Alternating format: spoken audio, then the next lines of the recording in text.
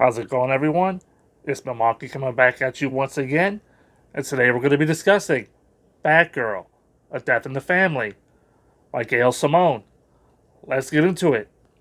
Batgirl, A Death in the Family contains issues of Batgirl 14 through 19, Batgirl Annual 1, and of course, Batman number 17.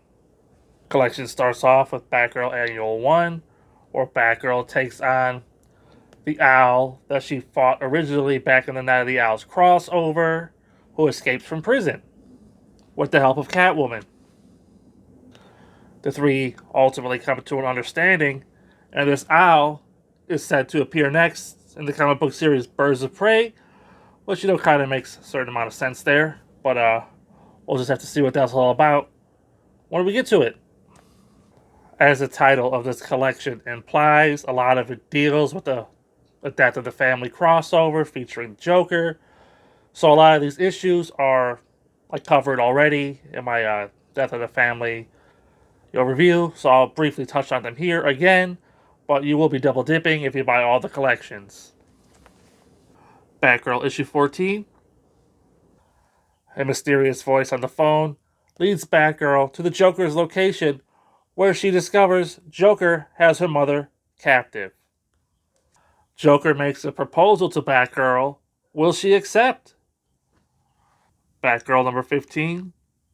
Batgirl takes on the Joker, and she has him beat, but his backup arrives. Joker then tells Batgirl to meet him at a new location, or he'll kill her mother.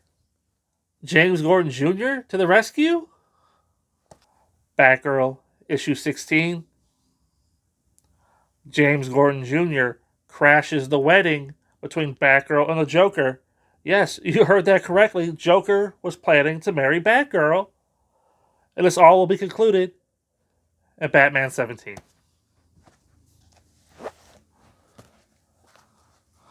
Now, of course, this collection includes Batman 17.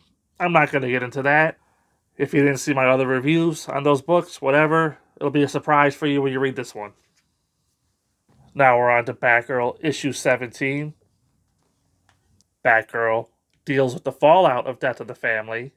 James Gordon Jr. is on the loose and playing games with Batgirl. Batgirl takes on a character known as the Firebug. Issue 18. Barbara hears some bad news. She decides to take out her anger and frustration on the Firebug. Poor guy. James Gordon Jr. continues to make his moves. Issue 19. It's Gordon versus Gordon versus Gordon versus Batgirl in the Ultimate Gordon Showdown. Who's going to survive? And will this change the Gordon family dynamic forever? You're just going to have to read to find out. It's the Ultimate Gordon Showdown. So that was Batgirl, Death of the Family. It's a pretty meaty volume here. A lot of it's bogged down with the tie-ins to Death of the Family, which in and of themselves aren't bad. They're good issues, but I kind of feel like James Gordon Jr. was cucked here. I was really looking forward to his story.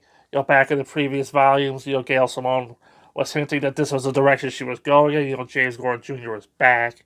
He was playing these mind games with Barbara. He was dating her roommate, giving her a cat that she had from a childhood cat that died or whatever. And I was just so excited to see James Gordon Jr. take on Batgirl, because last time he was in the mix, she was still Oracle in the wheelchair and she was vulnerable. That's kind of weak, right? But now that she's got her legs back under her, I was looking forward to a real fight between the two. And instead, we get a lot of Joker stuff, which I said is not bad. It's just kind of stole James Gordon Jr.'s thunder. And the issues that are left with James Gordon Jr. in the volume are kind of weak. You get two random issues written by some other writer from James Gordon Jr.'s perspective, when Barbara Gordon's taking a Firebug, and he's really hoping that she would die during the fight, but of course she doesn't. And it was just wholly random Batman, right? And then, Gail Simone, she's back on for the finale, the Gordon Showdown, and Let's just say I left a little to be desired. It wasn't bad. It was just the only good thing about it was the cliffhanger, and it's kind of a weak cliffhanger because now Commissioner Gordon's going to be hunting Batgirl for the death of his son, James Gordon Jr. And it's one of those problems with the New 52 or reboots in general, because it's like I was thinking to myself, I swear, doesn't he know that Barbara is Batgirl? Well, then you got to think about, oh no, it's a new continuity. He knew about it back, I guess, when she was Oracle, because I guess she told him when Joker shot her. Well, like, why would Joker target her randomly, right? Well, now that she's Batgirl again, but Joker still shot her in the past. It's all confusing. Uh, Everything being crammed into this 5 years. Who knows what, when it happened, whatever. The cliffhanger was decent, even though I feel like it's going to be much ado about nothing. Commissioner Gordon will either learn Barbara's identity or he won't. I doubt he'll do anything towards Batman about it.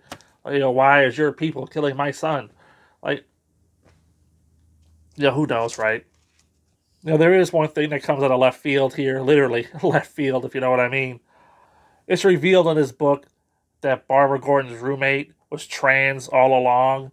And there's this scene in the book, I'll throw it up here, where, Barbara Gordon, she's unveiling all her secrets to her roommate because she put her roommate in danger, when the Joker showed up. And, James Gordon Jr. stalking, the roommate and dating the roommate, trying to get at Barbara. And Barbara was like, and the roommate was like, don't worry, Barbara, I could take care of myself, because she reveals that she was transgender. And it was just one of those what the hell moments. I didn't see it coming. It's like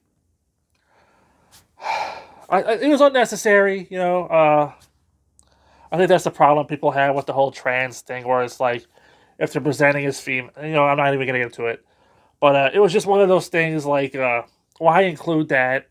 Irrelevant. But they're just trying to win brownie points, scale some on with the LGBTQ crowd, and could have done without it. Makes no difference at the end of the day. But it was just so random that I had to point it out. All that being said, at the end of the day, even though this book is bogged down by tie-ins, the tie-ins are kind of standalone. You do get the conclusion in Batman 17. So overall, I'm going to go ahead and have to give this volume of Batgirl a 4 out of 5. Well worth your money if you decide to buy it. Even though the James Gordon Jr. story isn't what I wanted it to be, it's ultimately better than nothing, I guess. So until next time, I'll see you there.